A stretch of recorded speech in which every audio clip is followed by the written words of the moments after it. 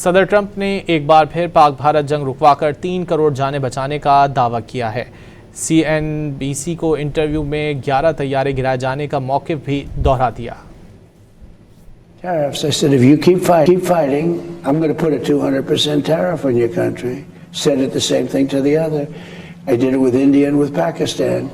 11 planes we shot down. They were going to war, and they're nuclear nations, strong nuclear nations. And the Prime Minister of Pakistan said President Trump saved at least 30 million lives by stopping this war. You know what has been a really good indicator of what सदर Trump ने एक बार फिर पाक भारत जंग रुकवाकर 3 करोड़ जानें बचाने का दावा किया है। CNBC को इंटरव्यू में 11 तैयारे गिराए जाने का मौक़िफ़ भी दोहरा दिया। Tariffs. I said, if you keep fighting, I'm going to put a 200% tariff on your country. Said it the same thing to the other. I did it with India and with Pakistan.